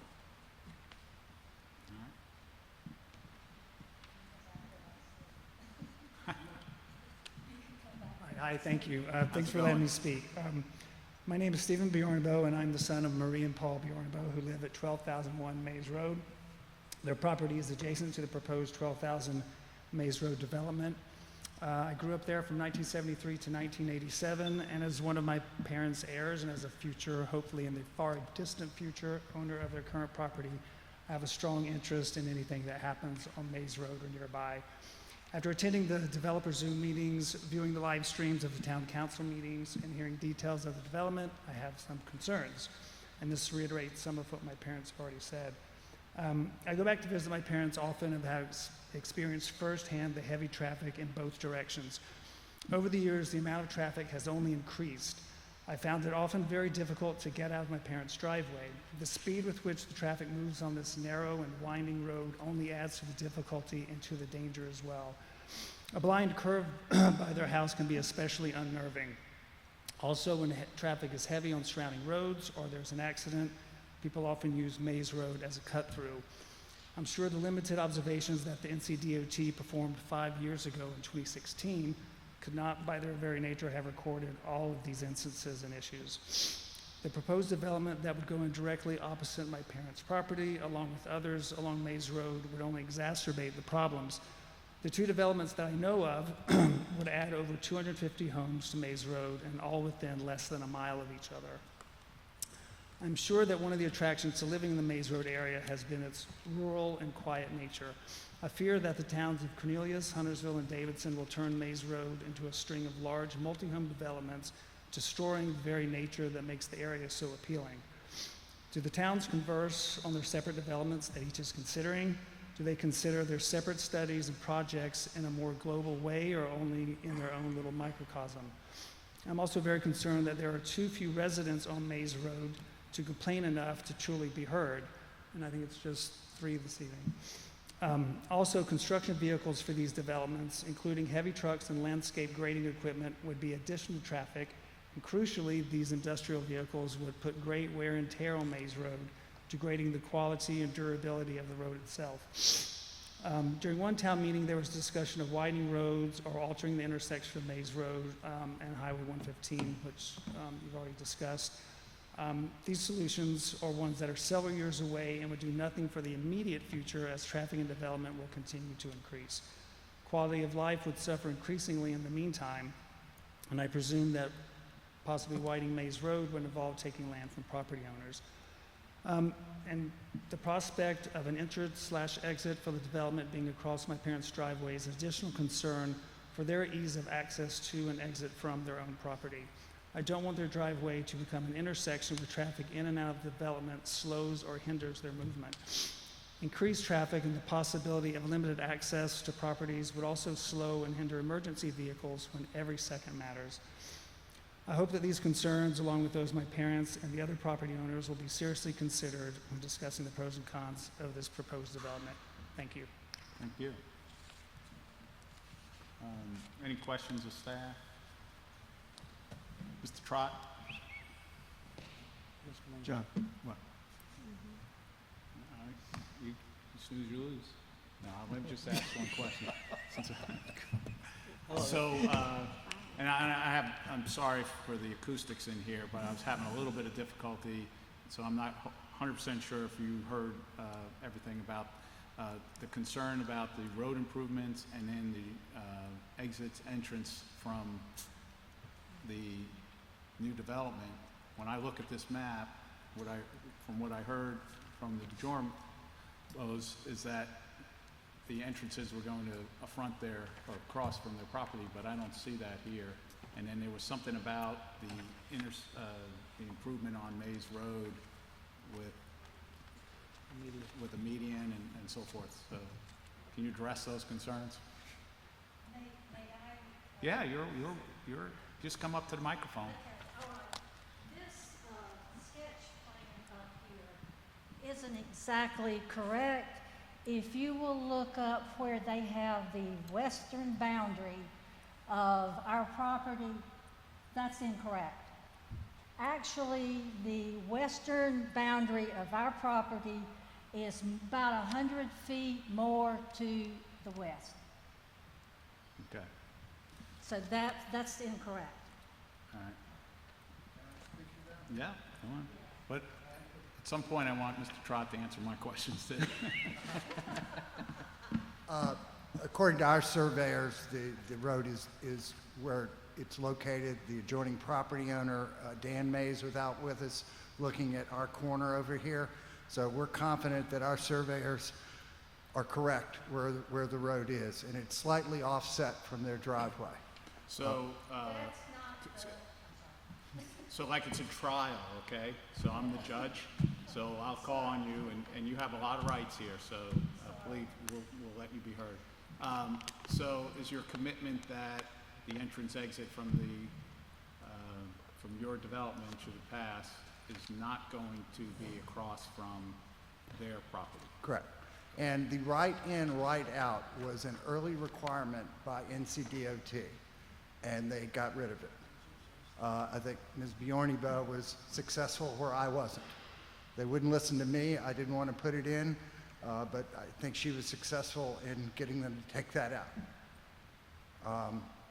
And the separation, while the road is all the way over there, they required at least 1,150 separation between the two entrances. And that's as far as we could get it from the other one to satisfy NCDOT. Just two things, Mr. Bjornebo, we've decided to call it Glen Mays. And I didn't hear, we didn't hear Yeah, you. I didn't hear you. we decided to call it Glen Mays. Oh, okay. That's a patriarch of the family. And the power company told us today they're not adding any more poles. They've withdrawn that. I just got an email. Okay. So those are two things. All right. Did you have another No, question? so Mr. Trott, so the way the road is going to be reconfigured, did you kind of get the gist of that? Is there a median? No? Yeah, it sounds like Mr. Bowman has had additional conversations with DOT indicating that the median is no longer required. Okay. All right. Mr. Commissioner Munger, I'm sorry. Yeah, I can't wait for you to tell me I can't ask this question, but, Who are you asking? Huh? Who are you asking the question of? staff. Okay. It could either be Jack or he might defer to Ms. Slip.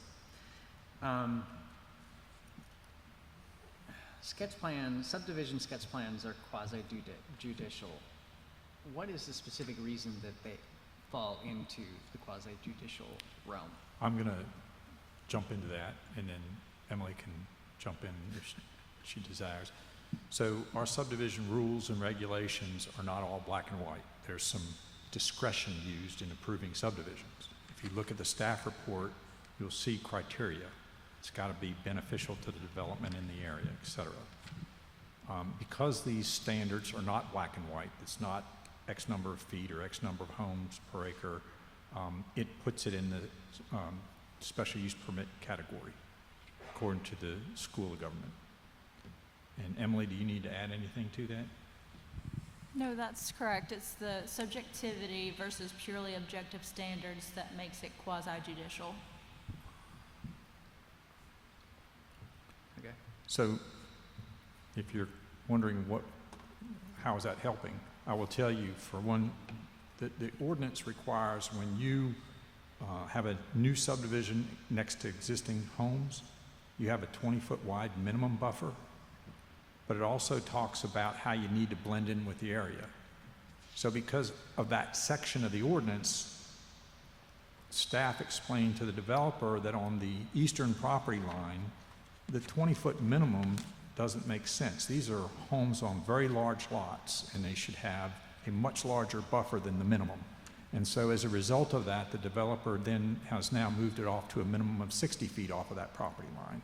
Mm-hmm. So there's that language that was in the ordinance provided us the opportunity to suggest the developer create more space, try to protect the homes that are adjacent to it as much as possible. And I guess how in the quasi-judicial realm, as opposed to just a normal hearing, if you Right. will,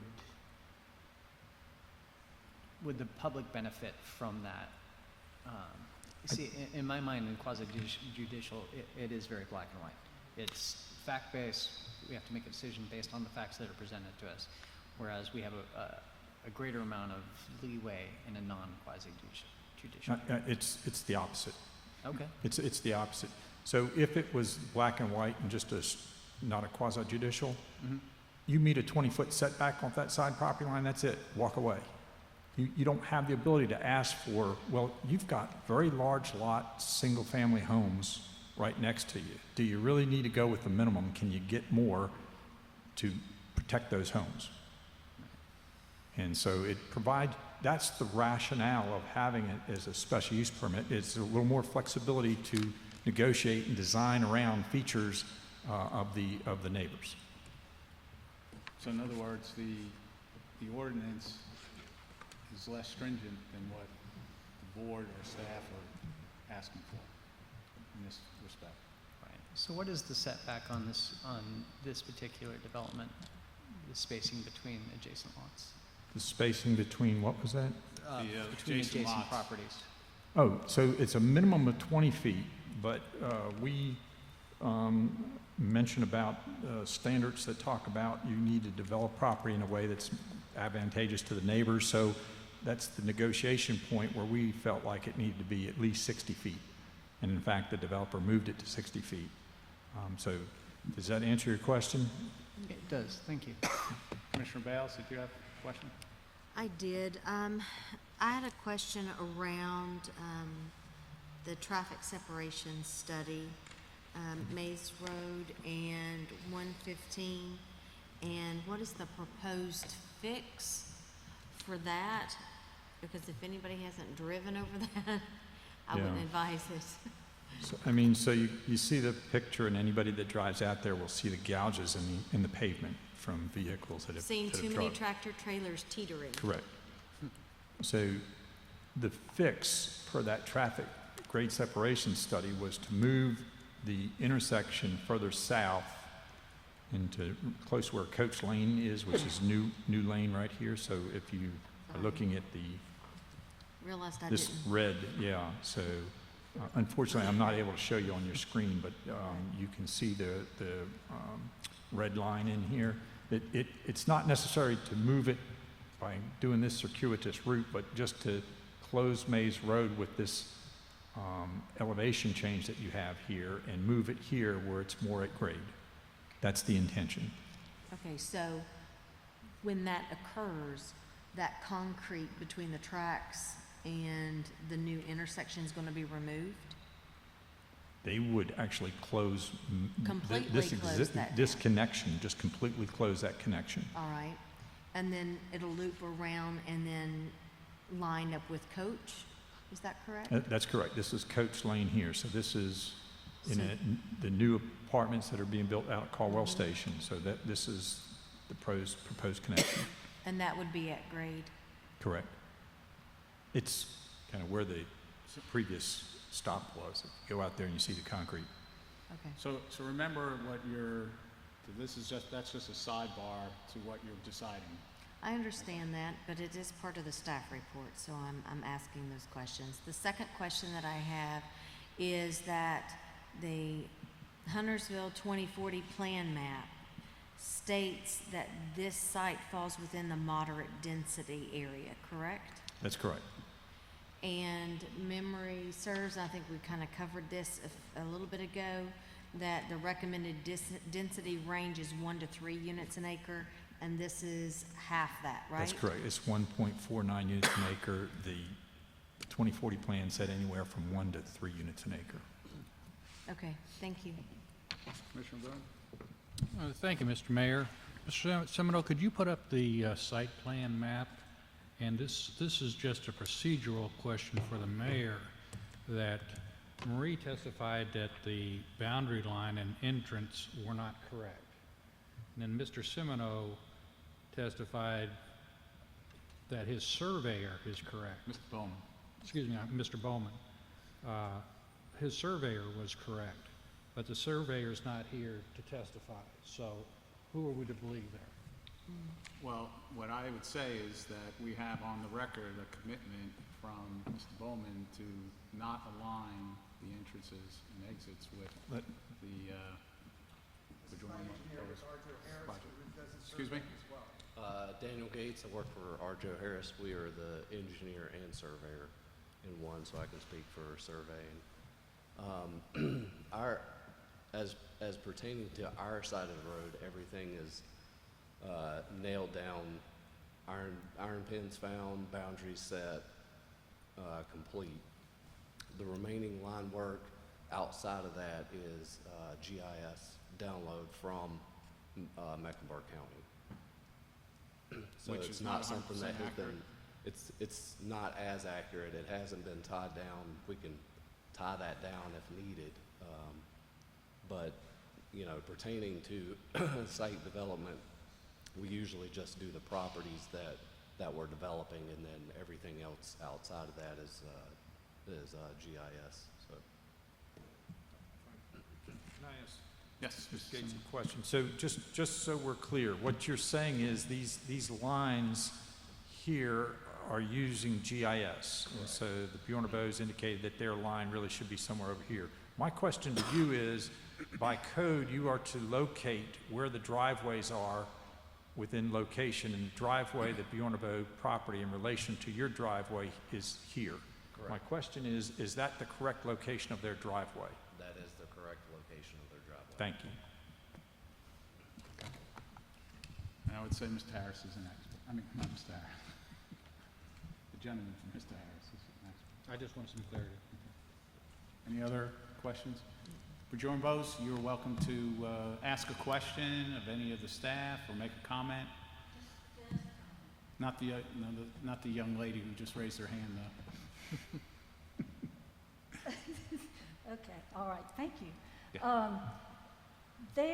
What Mr. Bowman said is absolutely correct. The survey, everything on his side of the road is correct, okay? The western boundary across the road of our boundary is incorrect. It should be, which means his western entrance exit will be across from our driveway. Now, if you'll remember in what I testified to, I said the driveways were diagonally across from each other. So what they are is they're going to be side by side. Like let's see, oh, this gets complicated. The western boundary of our driveway will be right beside the eastern boundary of their driveways going in and out of the drive. So I didn't say directly, I said diagonally. But our property does come up beyond where the western entrance exit of, it doesn't show it there, but where our property is. Okay. His is absolutely correct. Okay. And he, a minute ago, and I will do this, he asked that I send him something about, I don't remember, I'll let you respond, but that I send him our survey that we just had to redo, proving where our western boundary of our property is, and I'm more than happy to do that. Okay. All right. Mr. Bowman? Yes, and if you look at sheet C 1.02, you'll see what she is describing. It's in your packet. They're offset. She's right, her western boundary, her driveway, lines close up to the eastern boundary of our, if we got rid of the median, we could move it over further, but the median's a requirement. That's why it flares out. But it is offset slightly. So I think we're kind of on the same page. Okay, all right. Okay. Like, it has been difficult to hear, and I apologize for any miscommunication. Any other questions, comments? You're welcome to ask anybody. No? Okay. No, sorry. Anybody? Need a motion? No questions here. I'm ready for a motion if you have. Thank you, Mr. Mayor. I'd like to make a motion to approve the Maze Road subdivision. The board finds that the application is complete. The sketch plan generally complies with all application standards, although clarification is needed on the following issues. Details are provided on the visual buffer proposed along Maze Road, and all other miscellaneous comments on the sketch plan are addressed. I'll second it. Any other discussion? All right. All those in favor? Seeing none opposed, that motion passes unanimously. I'll ask staff to sign a final written decision to reflect the vote and reasoning for the decision, and that written decision will be provided to the applicant and other parties with the right to such notice. Thank you all for coming. All right, final item on our agenda is 9H, consider decision on petition TA 21-01, zoning and subdivision ordinance amendments related to state statute 160D and miscellaneous adjustments. Mr. Semino. Thank you, Mayor. Just enter the staff report into the record. This is an amendment that consolidates existing city and county regulation statutes to one unified chapter across the entire state. The changes are basically technical. There are some procedural changes, but they're not substantive. We have to enforce zoning in the state of North Carolina. You have to have a reasonably up-to-date comprehensive plan. We updated ours on December, so we are in line with that. We have till July 1, 2021 to make these adjustments. And again, there also are some cleanup of existing provisions, and we've tracked those changes. The Ordinance Advisory Board has been guiding us through this process for multiple months and recommended approval on May 6th. And all the chapters of the subdivision zoning ordinance are affected, and the planning staff and the planning board have recommended approval at this point in time. Happy to answer any questions, and Emily and Jacob Glass were the primary authors of these changes, so thank you. Any, Commissioner Munger, you have a question or motion? Motion. Oh, good. Of sorts. I'd just like to take this opportunity to express my appreciation to staff for getting this particular ordinance done, as I understand the amount of time and effort that was necessary to bring Huntersville into compliance with 160D. And with that, I would like to make a motion in considering the proposed amendment TA 21-01 to amend the Huntersville zoning and subdivision ordinance. The town board recommends approval based on the amendment being consistent with all policies of the Huntersville 2040 community plan, as the amendment is necessary to maintain land development regulations. It is reasonable and in the public interest to amend the zoning ordinance because it is necessary to comply with North Carolina State Statute 160D. Second. Any discussion? Commissioner Bales? I just want to take a quick moment to say thank you not only to staff, but to the Ordinance Advisory Board and to the board members sitting up here that work diligently with the Ordinance Advisory Board to make this happen. Greatly appreciated. I know it was a lot of work, so thank you. Any other questions, comments? No? All those in favor of the motion? Seeing none opposed, that motion passes unanimously. Thank you, everyone, for your diligence. I'm sure we're well ahead of a lot of other towns and communities throughout North Carolina, so congratulations on that. I know there was a lot of work that went into that. Motion for the consent agenda? Motion to approve the consent agenda. Second. Okay. Any discussion? All those in favor? That motion passes unanimously. Do we have any closing comments before we go into closed session? Okay. Is there a Mr. motion to go into closed session? Yes, Mr. Mayor, I'd like to make a motion to go into closed session pursuant to NCGS 143-318.11A4, A5, and A6 for the respective purposes of discussing matters related to the location or expansion of industries, to instruct staff concerning material terms of an employment contract, and to consider the qualifications, competence, and performance of a public employee. Second, Commissioner Boone. Any discussion? All those in favor? The motion is unanimous. We'll be back.